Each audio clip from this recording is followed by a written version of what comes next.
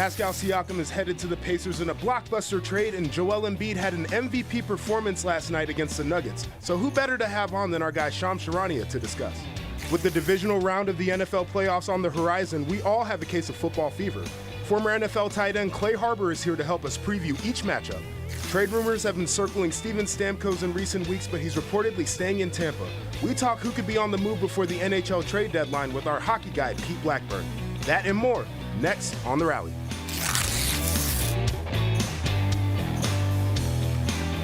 What's going on, everybody? Welcome into The Rally. I'm Danny Clevenger. So excited to be filling in for Brooke Fletcher with these guys. Here on my right, we got Pete Blackburn, who's here for his last day this week. Excited to have you. Miss you, Pete. Joshua Perry as well. Yeah, it's been nice having you here. You got to check out a hockey game last night here in this arena inside the United Center. How'd it go? It was probably the most depressing game on the schedule in terms of the last two teams in the league, but it was a good time. I had fun.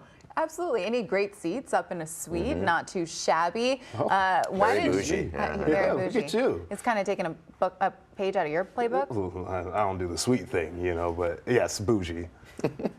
JP. I'm sorry. He does the whole field thing. I'm on the field That's thing right. is what goes on with JP. Look, we got a lot to get to, and I'm not spending any more time on how bougie JP is. Here you go. Let's get Charania in here, shall we? Because we got to get into some big trends. We are less than 1 month away from the NBA trade deadline. And right now, the Eastern Conference was just shaken up. The Toronto Raptors already sent OG Anunoby to the New York Knicks and are at it again. So like I said, Charania is going to join us now to tell us the latest about their deal. He had it first. He had it yesterday. Yeah, Pascal Siakam going from Toronto to Indiana for Bruce Brown Jr. and a package that also includes 3 first-round draft picks. And so this has been really escalating over the last few days. Talks, I'm told, began to really get serious in the last 24 to 48 hours, back and forth proposals being given.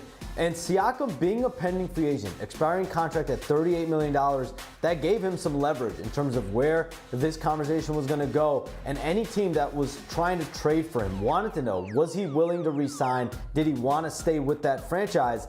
And the Pacers, I'm told, feel very confident about their prospects of keeping Siakam as a free agent in July. I'm told the Pacers are even comfortable paying a potential maximum level contract to Siakam, which is what several teams that were interested knew that he was seeking. And the Warriors, Mavericks, they were among the teams that had exploratory interest. The Kings also were a team that made headway in conversations over the last few weeks, but they dropped out recently. So once those teams got off the board, it really became about Indiana and getting a deal done. And even though this is a big price in terms of 3 first-round picks, 2 unprotected, 1 protected, but the fact that Indiana was able to keep Jarris Walker, Benedict Mathurin, Andrew Nembhard, Isaiah Jackson, Jalen Smith, they're 4 or 5 young players that they consider to be part of their young core and nucleus. They kept those guys, traded the picks away, and now you have a team built around Tyrese Halliburton and Pascal Siakam. You have a team in Indiana that is pushing to go all in and spending and willing to spend to do that, and this could make them a threat in the Eastern Conference. Yeah, I mean, Indiana's been a really surprising team this year, and we've seen what they've been able to do. It's been a fun team to watch, certainly, and we know that they can get it done offensively. And now you bring in a Pascal Siakam that certainly helps the equation there. I love what Sham said, too, about the approach in terms of using the picks to get him in there instead of getting rid of some of the young players that have been a reason why you've had some of the success. But the question is going to be, and Sham says they feel confident, they better feel confident because you gave up a lot. What does the deal look like, and when exactly does it get done? And I think the biggest obstacle for anybody making a move on Pascal Siakam, because his name's been rumored for a long time to be on the trade block, is the idea of him being on an expiring contract and that he would just be like, listen, if you send me out, I'm not going to sign with the team that you send me to. And people are like, well, we got to pull out the deal because I can't give up that much knowing that we're not going to have you long term. So very curious to see the timing on that. But as I look at the Pacers right now, it's been a really fun team, and now it becomes a team that people got to really take seriously. Yeah, I mean, he can get some shots up in that Indiana airport now, too. Look at that. Absolutely. And look, they got it. A rebounder in the mix. Halliburton has had a tremendous year. Obviously, we saw what was happening in that play-in tournament as they tried to make a push to ultimately win that one. But this is just adding another key piece. Yes, you made a good point. Losing a couple pieces there as well, but definitely nice to see this come to a a good little landing spot here in Indiana, really putting themselves out there to be a contender and be a very exciting team moving forward. And we got to speak of some more excitement that's happening across the league, guys, because Joel Embiid and Nikola Jokic, we were waiting for this matchup, and it really delivered the hype. Jokic was spectacular, but Joel Embiid stole the show. 41 points, 10 assists, 7 rebounds.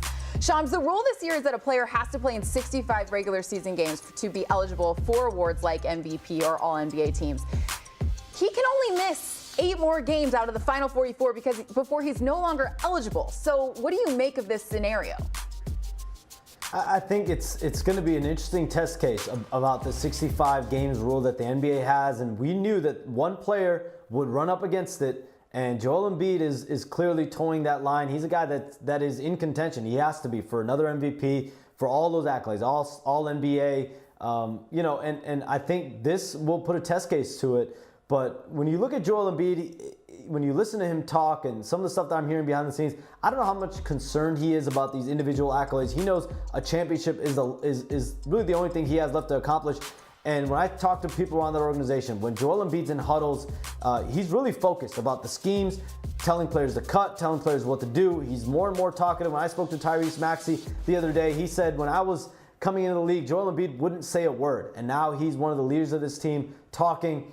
And I think that's really the onus that he's taken on his back. And you look at last night, completely dominant performance. And Tyrese Maxey chips in 25, Tobias Harris is 24, 90 points among that big three that they have there in Philadelphia. It's a well-balanced attack. Joel Embiid, we know, is at the head of it. We'll see. I mean, I think knowing Joel Embiid, I'm sure he's going to try to be judicious with the games he misses moving forward. But if he does have an injury, he's just trying to be healthy for the playoffs, which this team just has not had him fully healthy in a full playoff run. And that seems to be like what he said after the game. Hey, I'm not going to put too much stock into how many games I play or don't play because basically, without using too many words here, my team needs me to go deep into the playoffs. And if I'm nursing an injury, I got to sit out. Wouldn't it be unfortunate, though, if he was like, 1 or 2 games over and he's playing this way level the whole season and they can't give him the award? I mean, it's kind of crazy. And if you look at it, before this game even happened, because of all the games that he missed, the gambling degenerate in me saw the fact that he was on that board at plus 800, and it just took one game, and now he's second on that list behind Jokic. I mean, that's a massive jump there,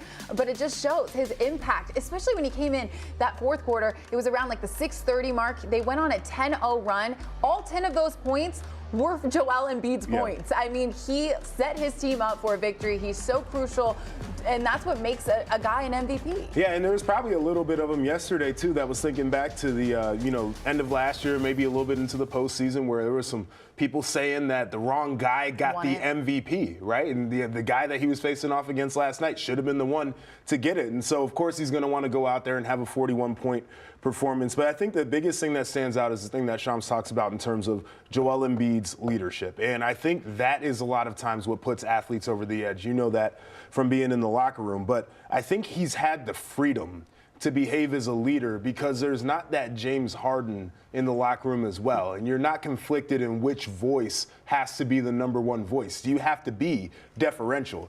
This is certainly his team. He's behaving like it, and I think his teammates appreciate that. Yeah, I think that's an interesting conversation and dynamic to discuss. Is just like, this NBA, and we've seen like super teams get assembled, and you need several stars, but like, what happens when you remove kind of the conflicting voices and you have one clear voice or one clear leader or one clear star? Does that ultimately help a team? I think that's an interesting dynamic to kind of consider.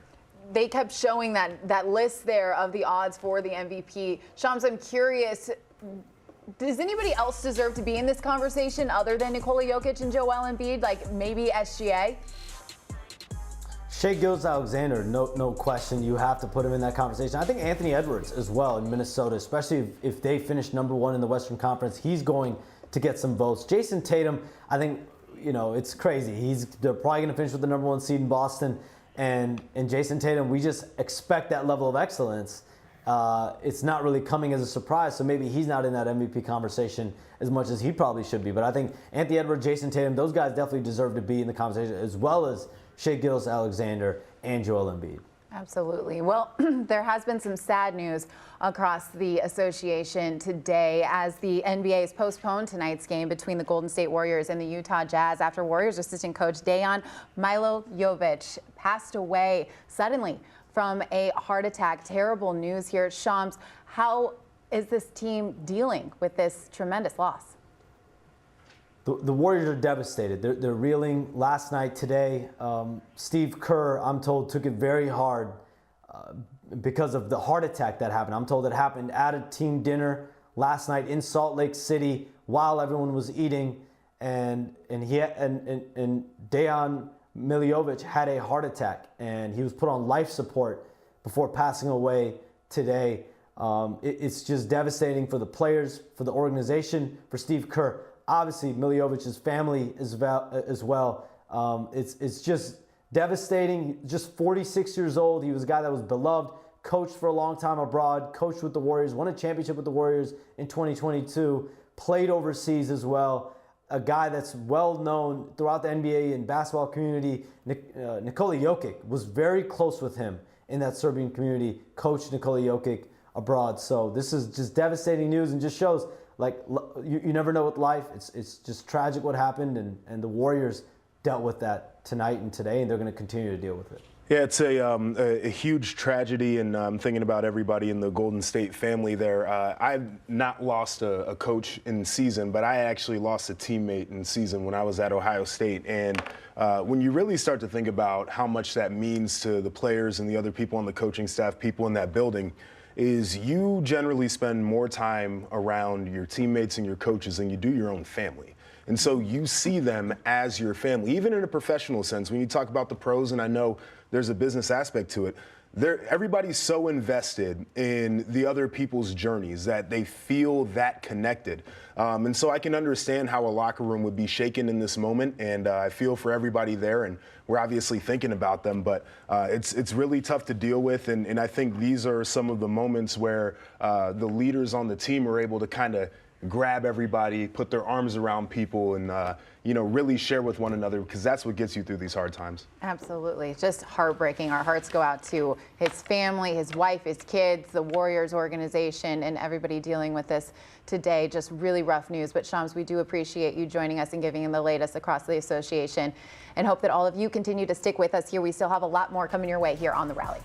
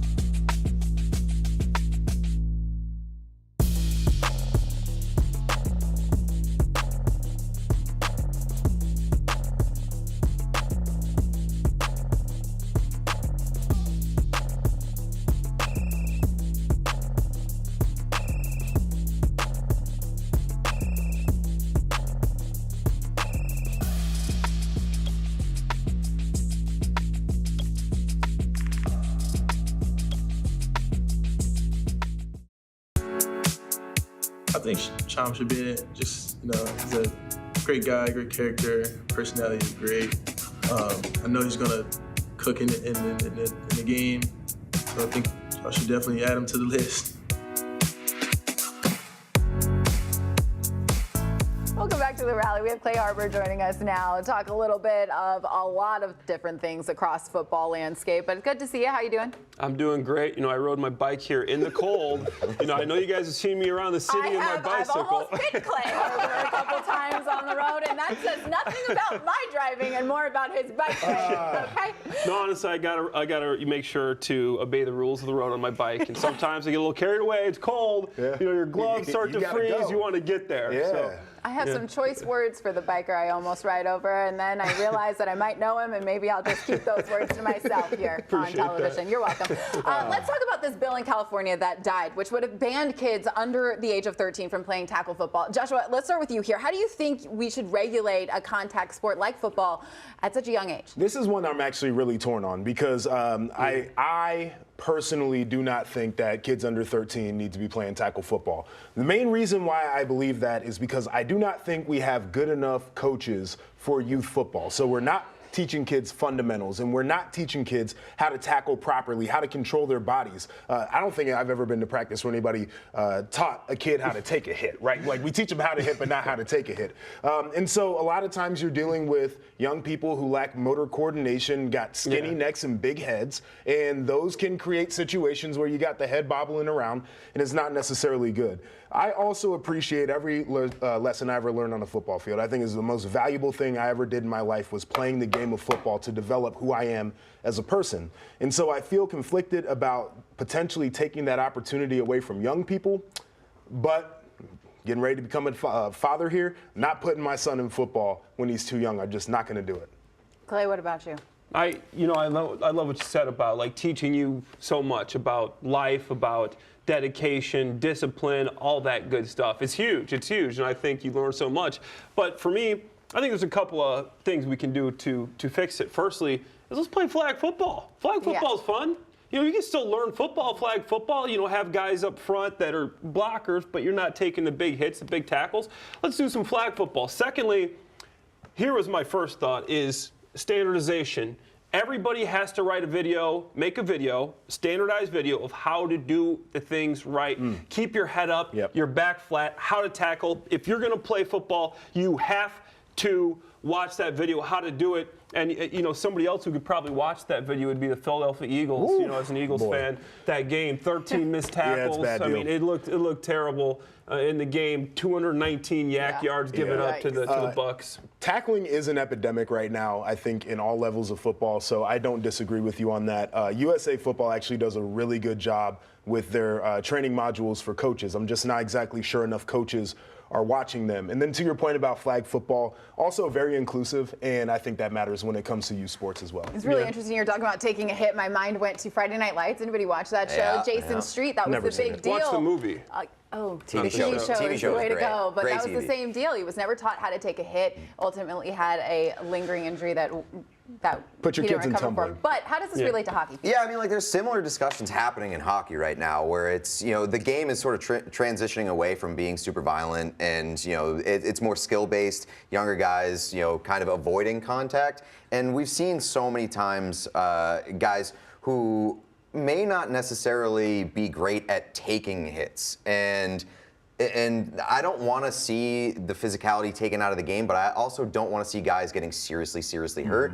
And I think that it's just as important to teach people how to hit properly as it is to teach them how to take the hit properly. Because oftentimes, you'll see a guy turn away from contact and turn towards the boards, and he'll get hit from behind, and he'll get put into a vulnerable position, going head first into the boards. And that might be more likely to injure you seriously as a serious big hit would be. So, I think that if you're going to keep physicality in the game, and obviously it's going to be hard to take physicality out of football, it's probably harder than it is to take it out of hockey. We've seen different levels of hockey where checking isn't allowed. And the game is still more kind of watchable than it would be as a football product. So, I think that if you're going to keep it in the game, you have to teach kids, and I think from a young age, to do it properly on both ends. And I don't know where that starts in terms of the line for an age perspective, but I think that education is never a bad thing, and neither is practice and reps in terms of taking and giving in terms of physicality. Well, let's talk about some good coaches, shall we? Some specific ones that are getting looks from the Atlanta Falcons. Yep, Jim Harbaugh officially interviewed by the Falcons. Bill Belichick already was. So who's a better fit for Atlanta should they go with one of those two guys? Clay, what about you? I think that an argument can be made for both players. Obviously, both coaches, excuse me. Bill Belichick, the best to ever do it. The all-time wins list, he's number one. In playoff wins, excuse me, he's chasing Don Shula for the all-time wins list. But I think it's Harbaugh, and here's why. Because the Falcons got the 8th pick in the draft. They're going to need a quarterback. I think with Harbaugh, you can trade back that 8th pick, okay? And you can get some more picks, some more draft capital. And he believes, he's worked with this guy before, he believes J.J. McCarthy was the best quarterback in Michigan history, is what he said. You know another quarterback from Michigan history? I sure do. Tom Brady. I mean, there's a lot of guys. He played quarterback in Michigan, too. So you give Harbaugh, J.J. McCarthy, they obviously can work well together. Harbaugh was 44-19 his career in the NFL. He had 5 playoff wins. And to top it all off, he went to the Super Bowl. You know who he beat in the NFC Championship game? The Atlanta Falcons. Now he's going to be getting them to the Super Bowl and not beating them. So I think it's full circle. I'm here with you. I like just about everything you said there. And the other thing I start to think about, too, is who did the Falcons take in the first round this last draft? Bijan Robinson.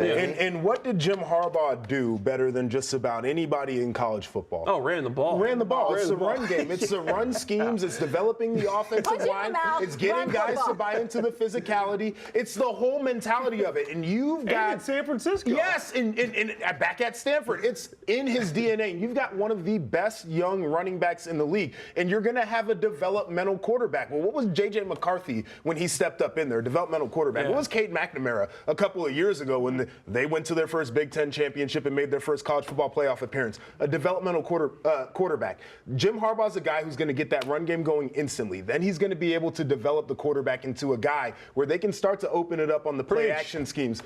All of a sudden, you're looking at a team that feels pretty dangerous. Not like they don't have weapons out there. They just got to have a guy who knows how to use them. Not for nothing, too. As I said yesterday, Bill Belichick should be interviewing the Atlanta Falcons and not the other way around. And if you're Bill Belichick looking for your next job, what are you looking for more than anything? A quarterback. And what do the Atlanta Falcons not have at this very moment? A quarterback. Taylor Heineke. If you're Bill Belichick and you look at your body of work over 2 decades as probably the best coach that's ever coached in the NFL, and then you get fired over the span of 2 to 3 years because you didn't have a quarterback, I'm not taking another job without a quarterback. Totally agree. Well, then the Chargers are calling maybe. They've got a whole offense and some defensive weapons there. Do. Maybe that's and they the definitely better have a fit quarterback. They got a quarterback. Belichick. Or the Speaking Dallas quickly Cowboys, of quarterback, thoughts on Justin Fields? Think he'll stay here in Chicago? All right, so I think, in my opinion, I think you got to keep Justin. Keep Justin in Chicago, and here's why. If you trade the first pick, you can change your roster more with what you get. You could get 3 number ones for this pick. You could get another player like DJ Moore, and you can change that roster so quickly. And, I'm in business school right now at Indiana University. Kelly School of Business, shout out. Top 10 business school. I'm in accounting right now. And for the people saying to reset the quarterback clock, do you realize if you sign Justin, if you keep Justin, trade the pick, you will get 3 probably rookies, high-end guys on rookie deals for 5 years. Right. And if you pay Justin, you are going to be coming out on top if you keep Justin. You are losing money if you let him go, because now you'll have to go out and sign players in free agency. So the money isn't an issue. Unless you are getting a high first-round pick for Justin Fields, which Mel Kiper just said in his mock draft, he could see the Falcons at 8 trading for Fields, then you don't even consider it. Yeah, I think I like it. I think for Justin's sake, he should get out of Chicago and go somewhere where his skill set's going to be appreciated. What the Bears need to hit on is the coordinator hire. I think they need to get the offense revamped regardless of who's playing quarterback there. I don't know quite yet. But one thing I do know is it's either Justin Fields, and you got to lean into his skill set, or you're bringing in a rookie, got to be a guy who can develop. And please do not draft Caleb Williams, because the one criticism I heard all year long from Bears fans is Justin Fields holds the ball too damn long. And I don't think any of y'all watched Caleb Williams. You didn't watch enough of the tape, because the one thing I guarantee you he is going to do is hold the football. It's the same guy. Same guy. It's the same guy. Don't do it. Oh, man. How are you feeling right now about these Red Sox? Oh, I don't even want to talk about Well, it. guess what? I have very few strong feelings about the Red Sox right now. I don't care about Steve them. Phillips has some good news for you. Clay, we appreciate you joining us. We got to get Steve Phillips in here to stop by, and hopefully he'll have some good news for you. More rally after this. I think you bring in.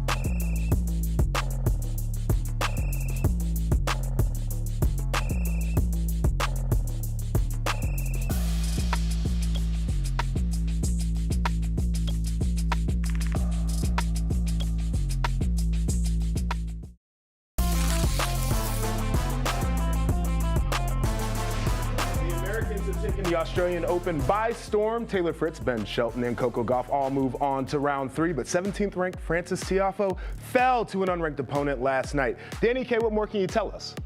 Really tough to see Big Foe out of the Australian Open and losing in such dramatic fashion. He lost in straight sets to an unranked guy in Machek. But look, we've got a chance to have some other Americans continue to make a push. Tommy Paul made it all the way to the quarterfinals last year, and now he's trying to make another big run, but he's running into a guy that has been playing some hot tennis. His name is Jack Draper. In fact, he just played Tommy Paul last week in Adelaide and beat him. Now, here's where I think Tommy Paul can get a victory. Jack Draper played a really tough match against Marco Schiron, another American, a UCLA product at that. He beat him, but then immediately ran to the trash can and threw up. It is so hot in Australia. The fatigue and the conditions, I don't think are going to work well for Jack Draper here. This is an area where I think that the fitness comes into play for Tommy Paul, and he ultimately is able to have a little bit more rest than maybe than Jack Draper did, and so he can advance here. The other American I've got my eye on is on the women's side. Jessica Pegula.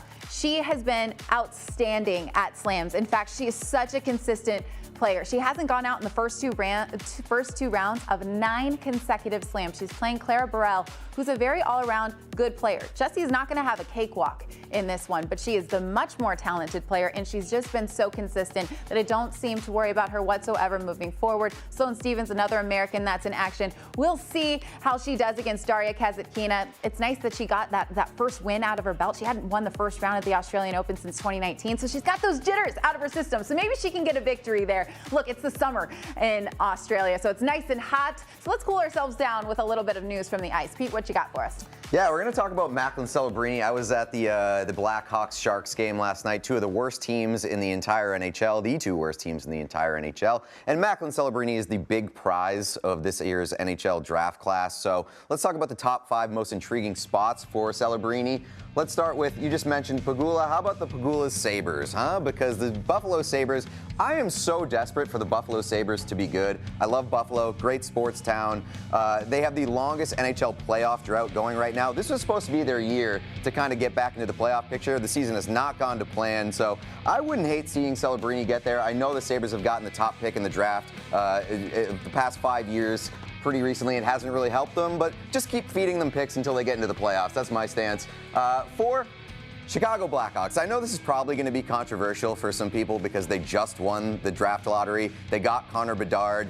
I think it would be very funny if they won back-to-back lotteries right after losing Jonathan Toews and Patrick Kane. I think the rest of the league would riot and kind of burn itself to the ground. I'm absolutely all for that. Plus, Connor Bedard is electric. He absolutely needs help. The Blackhawks roster stinks. There's nobody helping Connor Bedard. So Blackhawks would be funny to me. Number 3, the Montreal Canadiens. Maybe that's a surprising pick for me, a Boston guy, a Bruins fan. That's typically the Bruins' biggest rivals. But I think the NHL is in such a better place when the Montreal Canadiens are good and relevant. So I just would like to see Celebrini. Plus, Canadian boy going to the Canadiens might be a nice little fit. Number 2, the Minnesota Wild. The Minnesota Wild, I don't know if they're going to be in a great position to be a top pick in the draft this year in terms of lottery odds. But the Minnesota Wild have been around for a long time, and they've never really had a strong identity. They've never really had a ton of success.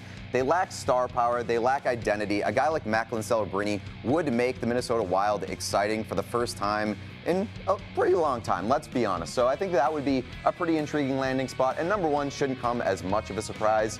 The San Jose Sharks, because the San Jose Sharks are in a bleak state right now. There is not much to root for, and there's really not much to be excited about coming down the line if you're a San Jose Sharks fan. So you're going through a very, very difficult time, and the dark days have lasted a little bit. And so a guy like Macklin Celebrini would make it all worth it.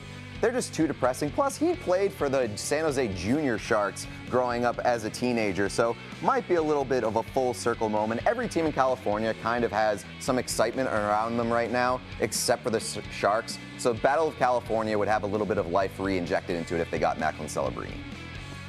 Great stuff there. Let's get to some football news, more specifically Alabama, because JP, it's been crazy. I know it's a regular thing across college football. It's just weird to see Alabama in this situation. They've had 26 players transfer out of the program. Only 3 players are coming in. How big of a problem is this for their new head coach? Yeah, I think it's a big problem. First off, timing-wise, the portal's not really open right now. It's open when you have head coaching moves, and so players are leaving, but it's really hard for them to go out and replace them with the same caliber or quality of player. That's going to be something that they have to worry about after the spring, which means you're going to be going through spring practice with a very depleted roster. Obviously, very important time for a new head coach to be able to coach his team on the field during spring. The starters, hopefully, they'll be out there on the football field. It's not going to be a huge opportunity. And then I think if they start to lose momentum and can't go out and get the guys, can't get some of those guys to come back from being in the portal, now all of a sudden people are looking at it as, well, was it the Alabama brand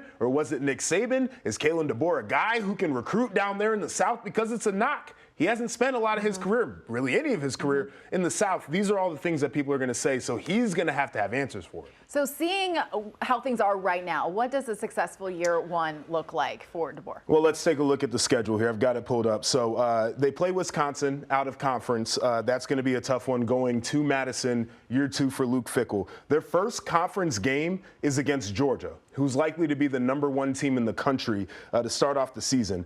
Then they've got Vanderbilt, South Carolina. Tennessee is going to be a good team, so that's going to be one that they could lose. They could lose to Missouri. They could lose to LSU. They play Mercer, of course, there. They could lose to Oklahoma, who I think is going to be really competitive in the SEC year one for that program. And then Auburn, which is a rivalry game. So I just named 6 games for you that they could probably lose. You feel like if they go 9-3 in the regular season, they're off to a good start, especially considering some of the losses that they've had, which have included 2 freshmen that were guys that played instantaneously for Nick Saban, and Caleb Downs, the safety, and Caden Proctor, the offensive tackle. Both those guys are going to be highly recruited out of the portal. Wild to see Alabama in this situation, isn't it? Just not a conversation you're used to seeing whatsoever.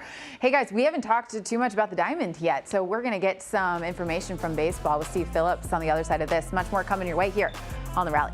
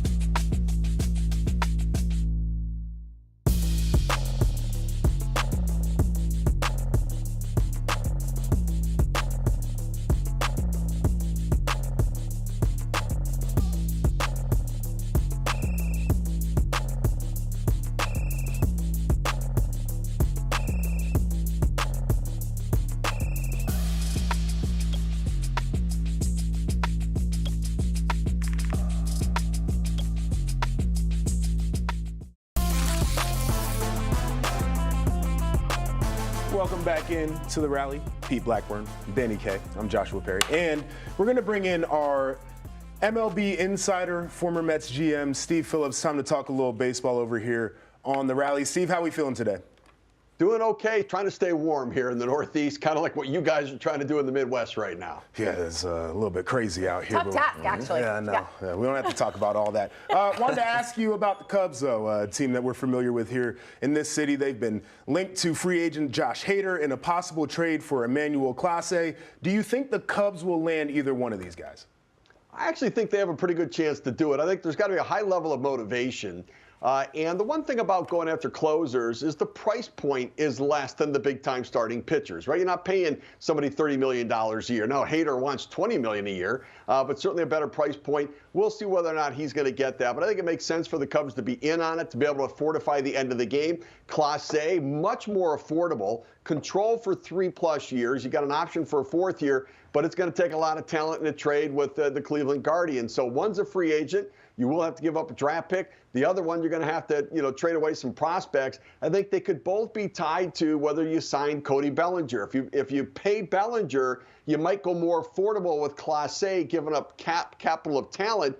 but not having to pay as much money. And if you don't get Bellinger, then maybe you're willing to spend a little more money and hold on to those prospects for later to be able to try to make another deal. Where's the most ideal landing spot for Josh Hader? You know, I think that the ideal place for him is most likely the Texas Rangers. He just feels like a Texas Ranger. Plus, they won the World Series last year. If he's looking for a team with a chance to win, then they're certainly that team. They had Leclerc at the end of the game who did a pretty good job, but Hader would fit in perfectly there.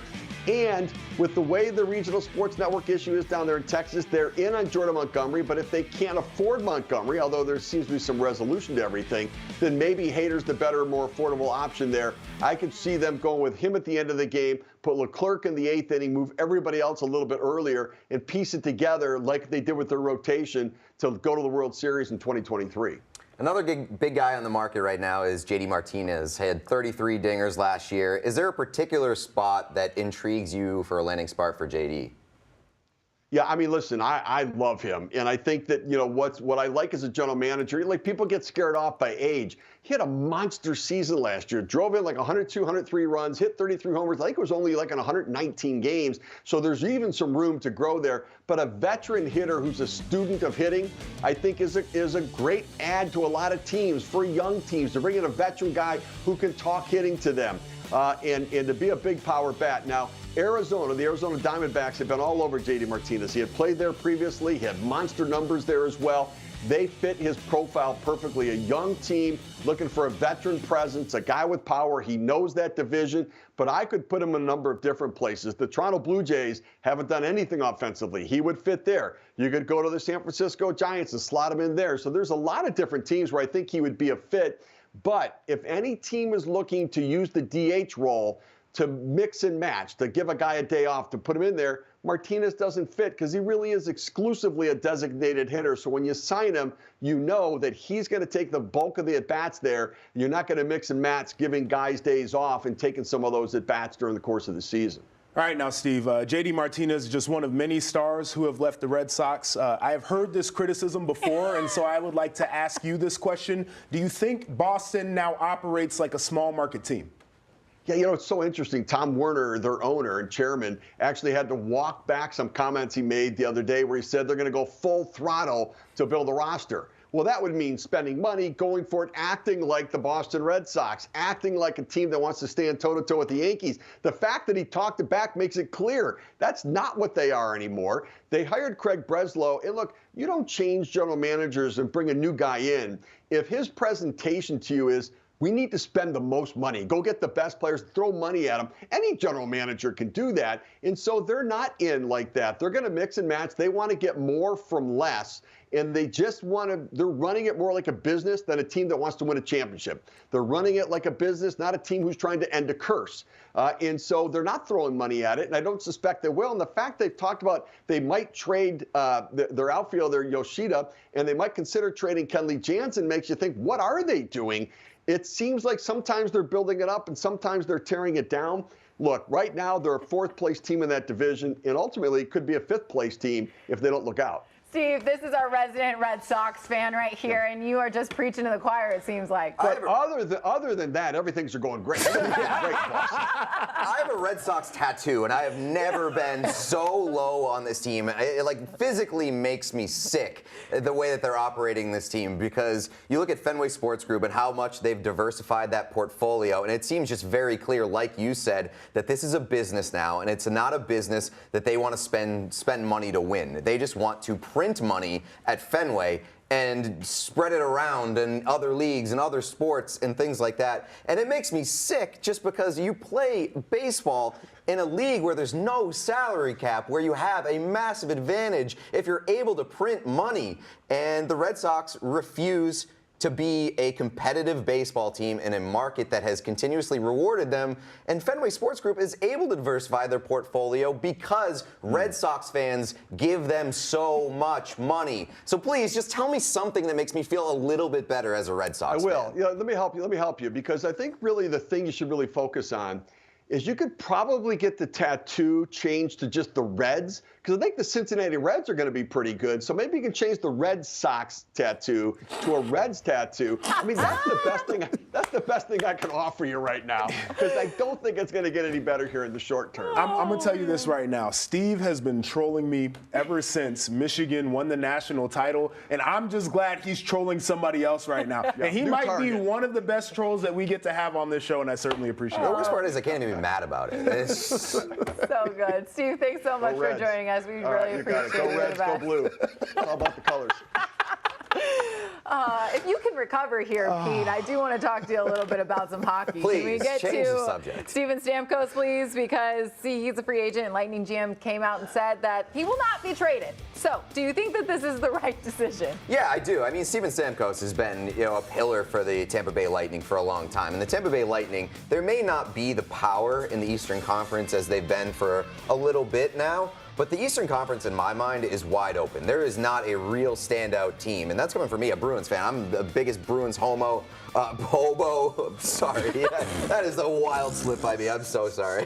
I'm the biggest Bruins homer and Bobo in the world.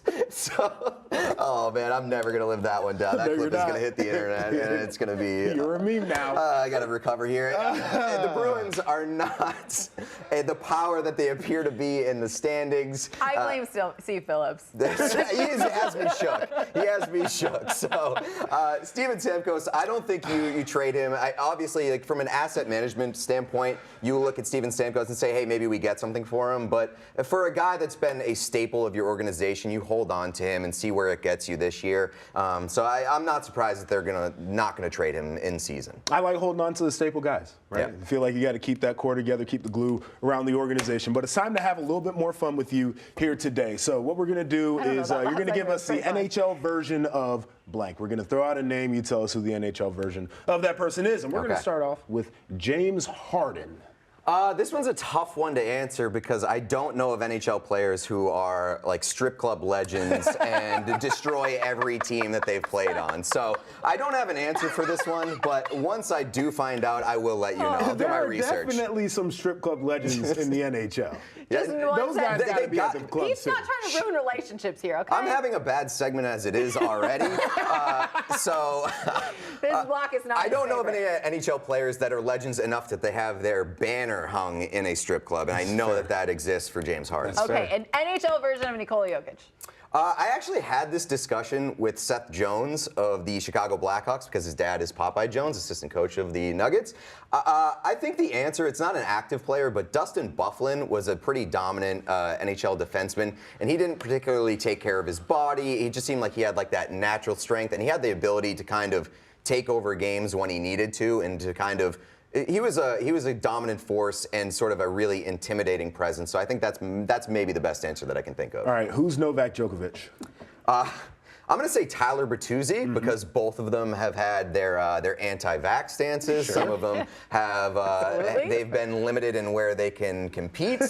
So I'm going to say that Tyler Bertuzzi is the Novak Djokovic. Wow, good little explanation there. Let's get to the NHL version of Brock Purdy. This is a maybe recency bias, but I'm going to say Joey Decord of the Seattle Kraken, the goaltender, because you kind of look at Brock Purdy and you're like, hey, he may not be the best quarterback, but he is the quarterback for this team, and he's making a difference. He doesn't make a lot of mistakes. When I look at Joey Decord and what he's been able to do for the Seattle Kraken this year, he's played awesome. I don't necessarily know if I believe in him as like the best goaltender in the world, but he's the best goaltender for the Seattle Kraken, and he's made a huge difference for them in terms of being a competitive team. All right, and finally, who is the NHL version of Travis Kelce? I will say Jeff Skinner, because Jeff Skinner has a picture with Taylor Swift that went viral. And when the news came out, when the news came out that Travis Kelce was dating Taylor Swift, a lot of mean people on the internet took this picture. They photoshopped in the Travis Kelce jersey instead of the Jeff Skinner jersey, but they left in Jeff Skinner. Yikes. So there just exists pictures of Taylor Swift and Jeff Skinner with a Travis Kelce jersey, which is kind of hilarious out of context. Absolutely hilarious. Yeah. Well, we love Taylor Swift and Travis Kelce together. I just needed to throw that in there before we got into our break. Look, Jimmy Butler, do we love him as a country music superstar? Don't know yet. Oh, well, his Texas roots may have influenced his taste in music, guys. We're going to tell you what he's up to on the other side of this guy.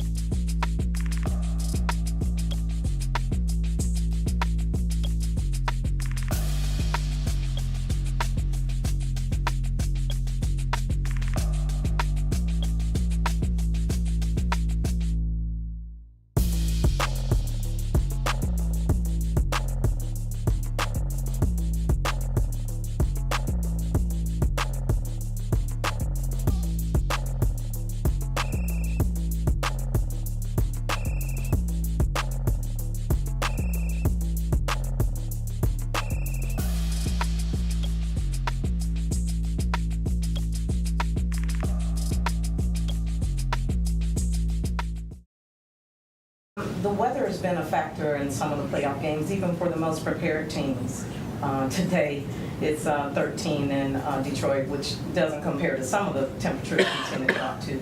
Any special plans to acclimate the team to not only endure, but perform in those kind of frigid temperatures should you face them in Detroit? You do know we play indoors, right? And they got a dome. The palm to the face, I just can't even imagine messing up this bad in a press conference. Have either of you ever asked a question that gives you a face palm? Yeah, I mean, like, I've had a lot of cringeworthy moments and questions, obviously. I mean, if you watched last segment, I'm not perfect. So, yeah, it's just, I feel bad for the person. Like, obviously, it's a big mistake. Obviously, I'm sure there was a lot of embarrassment and just, like, it was probably a tough night for that reporter. But, like, it's also like, let's laugh at it. I hope that you can be able to laugh at it and enjoy the moment, because that was funny. I'll say interviewing is, I think, my weakest skill when it comes to being in this space. So, like, I try not to judge people too hard. And I also understand how, a lot of these media availabilities go, where sometimes, like, some, local news station from the middle of nowhere just sends out an assignment desk person who's not very familiar with sports, just works in the newsroom, and they're like, hey, we need a couple of sound bites so we can put a package together. Especially during the playoffs. Right. And so, like, that could certainly be the case. This might not be somebody who works on professional football every day of their life. From what I read, that is absolutely the case. They cut their 3 sports people off of that station and probably just needed to send somebody to cover. That's and the bigger problem. Todd Bowles handled that fantastically. Very well. He showed a lot of class in that moment when someone could have embarrassed it and escalated it quite a whole lot more. Speaking of escalating, can we talk about Jimmy Butler for a second? Because this guy just continues to escalate his career beyond the basketball court. He's a man of many talents. He can hoop. He can make a good Why are we using cup of this photo? coffee. Why not? He's also a big tennis guy. But now he's working on a country album. Yep, according to The Guardian, he's already got 60 songs laid down. So are you surprised that the emo king, because let me tell That's too you, many punk songs, rock by the is way. more the Thank you. situation. in my opinion. How long has he been working on 60 tracks? It's too many damn tracks, first off. And these can't be long songs either. Like, No, you know, new artists bother me anyway because they want to put out 2 minutes and 45 seconds and call it a track. That's not the case. I'm going to need at least 4:30, 5 minutes or more. It's probably better for me because I'm an old school type of guy. But there's no shot. This is like... I disagree with you on that point. Like a shorter song can be totally fine by I'm me. out. It's for me like when out. Drake puts out a new album and he has 30 songs on it and there's like 4 worth listening to. Just put out quality, not quantity. So They're when trying you to hear game- he has 60 songs laid down, that does nothing for me. they're Tell me how trying many to- good songs he's They're got. trying to game the streaming algorithms when they do that. That makes sense. Okay, so what other athletes could potentially be musicians if we were going to throw this around? Would you like to start? Yeah, I'll say a new guy, or not a new guy, but a guy that's kind of hot in the news right now is Jason Kelce after his retirement. I could see Jason Kelce being like a folk country guy, Country like guy. a Chris I could see Stapleton. that. He's Look got at him. like that. That he's energy. got that. Yeah, right. And He he's can kind work of got the crowd. that vibe, that look, that aesthetic as like the everyman and the kind of blue collar guy. And I feel like that would translate to country music. I'm totally here with it. I think that he definitely gives off that aesthetic. I think the personality would play if he had to go on a promotional tour. I definitely like that. Sha'Carri Richardson is one for me. She is a personality in track and field, has never been afraid to say what she means and what's on her mind. And I feel like a good diss track I got from one. her would be phenomenal. I got one. Chet Holmgren looks like the worst SoundCloud rapper in the world. Yeah, look at that. That is the look of a SoundCloud rapper, is it not? That's the guy that you went to high school with, and he's like, check out my SoundCloud, and you're like, absolutely not, So, buddy. No, thank you. you. know what they're doing now too is they're like, hey man, scan my QR code. Yes. No, I'm not scanning that. That's got to be worse than handing out the free CDs. CDs on the corner. Oh, my Please goodness. scan my QR code. Get out of my sad. face. No. Up to it. Oh my gosh, that's hilarious. Well, look, do you think Jimmy Butler's gonna have a successful career here? I'm as a sure country he music will. artist? I feel like Jimmy Butler is like anything he does is enough to captivate people. We'll see. So I think he'll be fine. It's Rallyverse time here. We start on the hardwood, okay? We got to get into the Rallyverse. Get into the zone. Bucks and Cavs need a 5-step plan here to make these the coolest cities in America. How is this going to happen? I think one of those cities could easily lean into beer, Yes. Milwaukee. Yeah, and yeah. so, you know, beer And is cool for a lot cheese of people. Yeah, food scene. Yeah. I think for Cleveland, they got a Rock and Roll Hall of Fame. Do the whole music thing. Lean into that. Athlete Damian Lillard can rap for them. Oh, we got more musician athletes. That's I awesome. don't know I'm if only at coolest 3. city in the world is going to happen, but like, let's start with appealing destination. Remember when Kobe Bryant like had a verse on somebody's song back in No. the day? No. Shaq used to be a rapper, and now he's a DJ. I mean, everybody's crossing over. I am Kazan. Wasn't that? So now we got Dame Lillard. Shaq is also in every commercial Yeah, ever. ever. Ever. I want Did Shaq we money. even? We That guy couldn't even come never up with says 5. no. We couldn't come up with 5 steps, Yeah, guys. It was so unfortunately. awesome hanging out with you. Let's do it some more on the Clubhouse. Thanks for hanging out with us on the rally. We'll see you next time.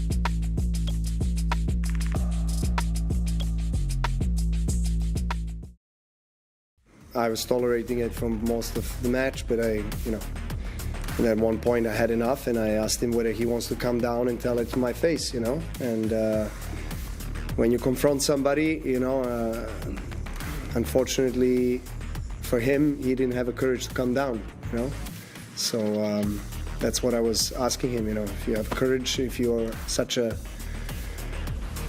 tough man, tough guy, come down and tell it to my face, and let's have a discussion about it, So he was apologizing from far away, and that's all it is. Oh, Novak Djokovic calling out his tough guy heckler. Guys, I've watched Novak do this many, many, many times, but this one happened during today's second round match. What other athletes out there should fans think twice about before heckling? Okay, so first off, I do think it's unfair to be like, oh, come down here, tough guy, as if it's not like some security that's going to handle it for you. Like, you're not really going to be throwing hands. But I do love the energy, though. You really have to assert yourself. There is a tackle in the NFL. He's a rookie who just finished up his rookie year. His name is DeJuan Jones. They called him Big Thanos in college. Dude is 6'8", 360 pounds. Do not heckle. Do not heckle because he will smash you, no doubt. I'm gonna say Jokic because he's the one with the brothers, right? Like that sit courtside, and you do not want to mess with those dudes. And he has threatened people before in terms of like, come see what we're about. And that to me could not be more scary. So absolutely not messing with Jokic. And basically, like as a hockey guy, any of the